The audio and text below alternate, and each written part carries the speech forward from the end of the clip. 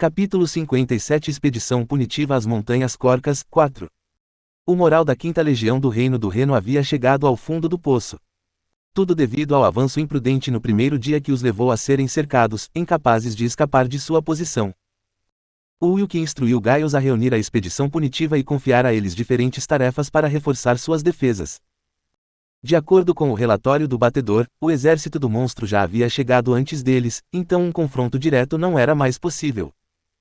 Enquanto ele observava a fortaleza em preparação para a batalha que se aproximava, ele recebeu uma mensagem de Leifina. Monstros estão invadindo o acampamento da guarda. Quantos? Cerca de 3.000. Eles deixaram apenas 500 guardas para defender o acampamento. Seria difícil para eles resistirem por um longo período de tempo. Mesmo que lutassem com todas as forças, não demoraria muito para serem derrotados. Will rapidamente convocou Aris e Irene para seu lado. Vocês dois vão ajudar Leifina? Sim. Aspas. O acampamento da guarda não cairia tão facilmente porque era uma base militar bem fortificada. Quando as duas mulheres desapareceram, ele avistou o exército de monstros se aproximando à distância. Um número tão grande que estavam cercados por todos os lados. Will olhou para o inimigo de sua posição na torre de vigia. Esse cara é o chefe. Havia um enorme troll ancião que parecia estar liderando a horda, escoltado por ogros selvagens. Ele tinha quase certeza de seu palpite com base no tamanho e no equipamento que ele possuía, que pareciam superiores aos de seus companheiros monstros. Ele pensou em enviar alguns feitiços mágicos em sua direção, mas hesitou no último minuto. Trolls eram uma raça que tinha um nível inerentemente absurdo de regeneração. Terei que esperar até que se aproxime. Will colocou as tropas na entrada do acampamento. Eles tinham uma posição decentemente defensável, tendo se estabelecido em uma colina, bem como cavado um fosso e construído uma paliçada de madeira rústica. Não deve ser um problema defender este lugar por algum tempo, desde que seus suprimentos sejam suficientes. Chuchucho. Enquanto o orc corria para cruzar o fosso, os arqueiros portando arcos longos posicionados ao longo do muro dispararam suas flechas. Ao ver isso, o troll ancião deu novas instruções, pedindo que atacassem o acampamento com uma catapulta. Kuang. Uma grande pedra caiu do céu, esmagando alguns soldados com o impacto. AGH. Ajuda! Os gritos dos feridos ecoavam no ar. Parece que teremos que lidar com isso em breve. Como não tinham máquinas de cerco próprias, era difícil retaliar. Olhando ao redor para ter certeza de que não seria notado, Will secretamente convocou os incontáveis mortos-vivos que estava coletando, reunindo-os do outro lado do fosso. Uma força total de 1.200 mortos-vivos. Era uma mistura de diferentes tipos. De unidades voadoras como gárgulas e grifos, até cavalaria e até magos. O que são essas coisas? Eles parecem mortos-vivos. Os soldados encararam com olhos arregalados. Nunca passou pela cabeça deles que Will poderia ser um necromante. Extermine aqueles monstros diante de você. Ao ouvir a ordem de Will, os comandantes mortos-vivos lideraram suas tropas em um ataque contra o inimigo. À primeira vista, parecia um plano bastante imprudente. No entanto, devido à habilidade templário da morte de Isaac, que convocava suas vítimas como cavaleiros das trevas, seus números não sofreram muito. Suas estatísticas de liderança também aumentaram, e agora ele era capaz de comandar 500 mortos-vivos. Uiaak. Toda vez que Isaac atacava com o Corte das Trevas, uma onda negra saía de sua espada, derrubando qualquer monstro diante dele. Ele tinha como alvo principal os ogros e trolls, que devido ao seu grande tamanho, eram oponentes difíceis para a maioria dos soldados mortos-vivos. GRRRR. Em resposta a esse repentino contra-ataque, o troll ancião cerrou os dentes e redistribuiu o exército. Aproximadamente metade foi enviada para lidar com o ataque dos mortos-vivos, enquanto a outra parte continuou a capturar o acampamento. Eles tiveram que atravessar o fosso para tomar o acampamento, mas vieram preparados. Kuung. Grandes árvores que tinham sido arrancadas recentemente foram carregadas pelos trolls e colocadas como troncos para criar uma ponte improvisada. Isso permitiu que os orques menores atravessassem. Chuchuchu. Flechas continuaram a chover sobre eles, pressionando os orques sem medo. Isso porque o troll ancião usou um grito de guerra para aumentar o moral deles. HWARRRK. Quando os orques cruzaram a ponte de madeira e se aproximaram da entrada do acampamento, uma barreira de chamas bloqueou seu caminho. E o Kaiyong escalou seu firewall. Além disso, Undine convocou uma nuvem escura para chover sobre a ponte de madeira. A chuva deixou a superfície de madeira bem escorregadia, resultando em muitos orques caindo no fosso profundo. Kahak. KRRRRR. Gritos cheios de dor ressoavam no ar. Vendo que não estavam fazendo nenhum progresso na captura do acampamento, o Troll ancião tentou convocar uma retirada, para primeiro exterminar o exército de mortos-vivos. No momento em que ele estava prestes a dar a ordem. Kiaa! Um esquadrão de gárgulas e grifos surgiu do céu, realizando uma emboscada cruel. Eles estavam sendo liderados pelo morto-vivo Li Shu, que como um xamã das trevas, podia lutar em cima de uma montaria voadora. HWIIC. Os ogros próximos balançaram os punhos para derrubá-los do céu, mas os mortos-vivos no ar saíram ilesos devido à habilidade de fortalecimento de cadáveres com a qual haviam sido fortalecidos. À medida que o Troll ancião continuava a sofrer danos, ele começou a temer por sua vida e começou a recuar. Nesse momento, uma onda azul escura apareceu e atingiu seu tornozelo. Escravidões da morte. Uma maldição que reduzia a velocidade de movimento do oponente em 20%, por uma duração de 10 segundos. HYAAA. Quando Li Shu deu o sinal, Isaac esporeou seu cavalo para frente enquanto ele avançava com seus cavaleiros das trevas. Dudududu. O planalto tremeu como se tivesse sido atingido por um terremoto. Shuik. Kravró. Os ogros e trolls ao redor fizeram o melhor que puderam para escoltar o Troll ancião para um lugar seguro. No entanto, assim que Isaac e James atacaram com seu corte da escuridão, eles rapidamente entraram em colapso. Por fim, eles diminuíram a distância com o grupo que escoltava o Troll ancião, e James ergueu sua espada longa, lançando a maldição dos perjuros. Uma técnica de habilidade que tinha como alvo a unidade de um grupo, fazendo com que você traísse seus próprios aliados. Embora não causasse nenhum dano direto, seu impacto era enorme. Os monstros se viraram para atacar seus colegas próximos, deixando o grupo inimigo em completo caos. Como a vitória estava ao seu alcance, James foi direto para o Troll ancião. Ele não conseguiu fugir, porque sua rota de fuga estava sendo cortada por flechas negras enviadas por Li Shu. Kalang. Sua espada longa, envolta por uma aura escura, colidiu com o cajado do oponente, que estava banhado em chamas. Embora o Troll ancião tivesse uma classe mágica, ele tinha um físico superior. Ainda assim, quando se tratava de um combate corpo a corpo, James, que antes era o capitão da Guarda Imperial, tinha a vantagem. Aproveitando a oportunidade, ele conseguiu cravar sua espada longa profundamente no flanco do Troll ancião. Enquanto tremia devido ao ferimento, Li Shu disparou outra flecha negra do alto de seu grifão. Ele mirou no tornozelo do animal, que estava desprotegido do escudo mágico. GRRRRR. O Troll ancião ferido rugiu enquanto caía de joelhos, demonstrando sua relutância em admitir sua derrota. Ele tentou lançar uma bola de fogo, mas a espada longa de James era mais rápida e não lhe deu a oportunidade.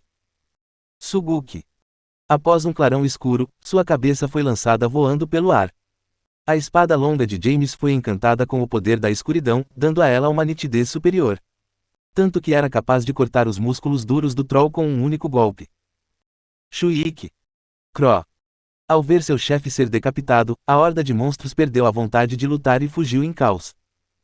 Ao vê-los fugir, Wilk abriu o portão e ordenou que a Quinta Legião o perseguisse.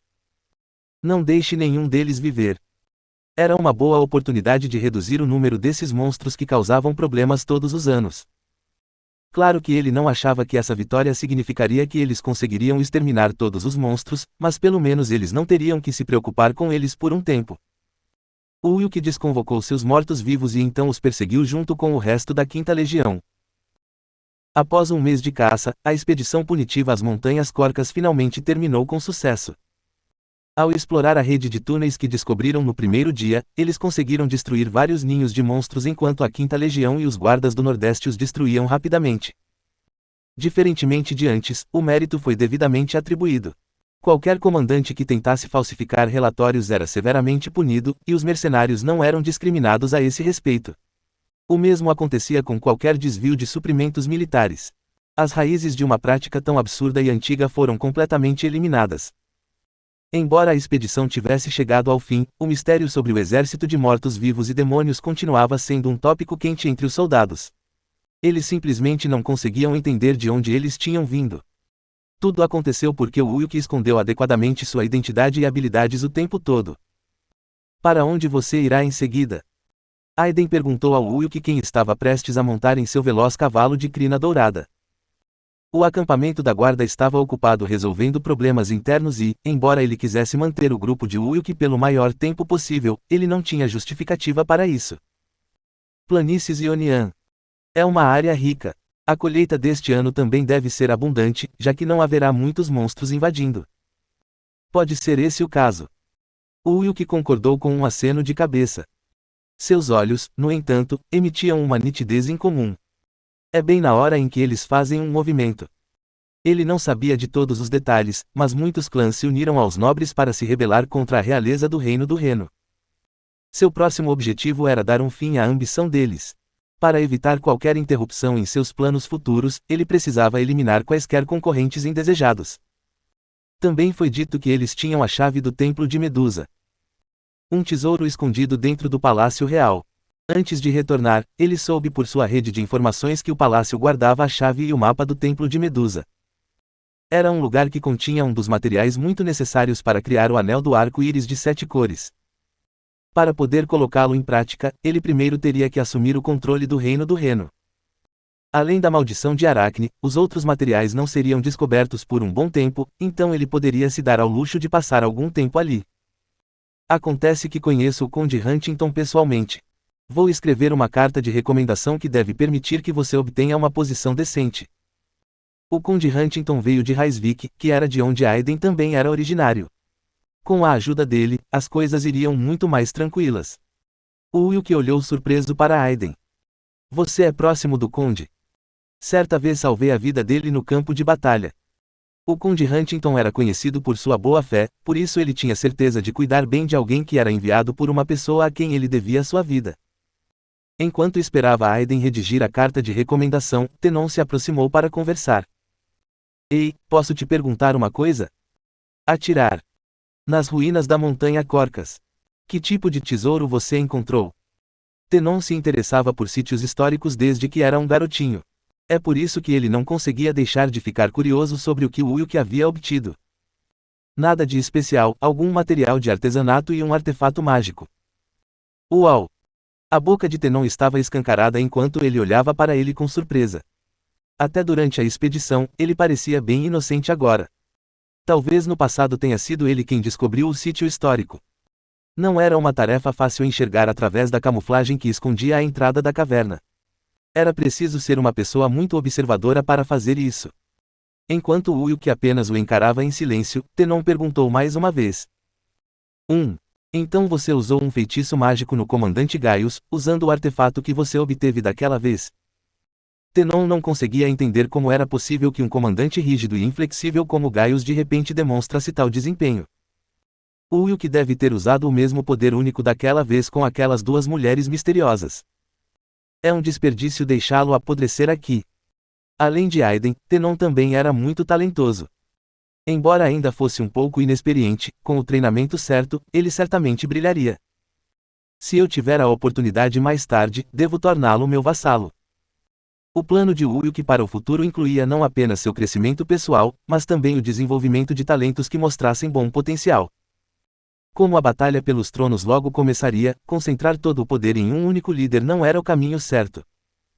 Levando em consideração o panorama geral, qualquer conflito interno entre humanos seria sua maior ameaça, então um sistema justo de competição era necessário.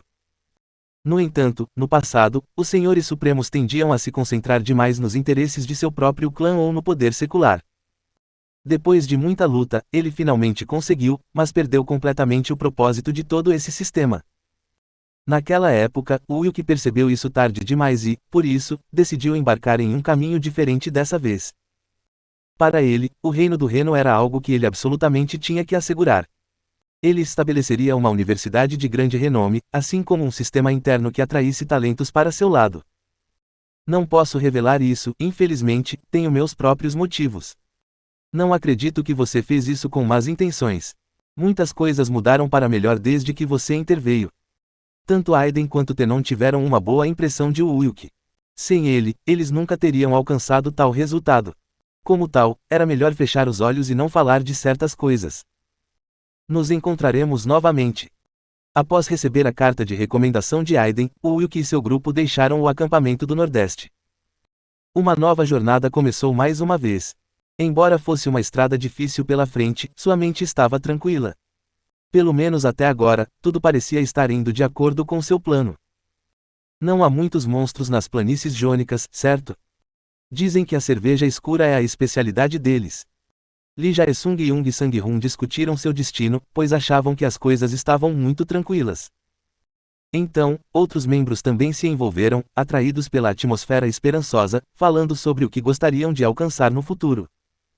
Um momento inesperado de otimismo considerando as muitas provações que virão.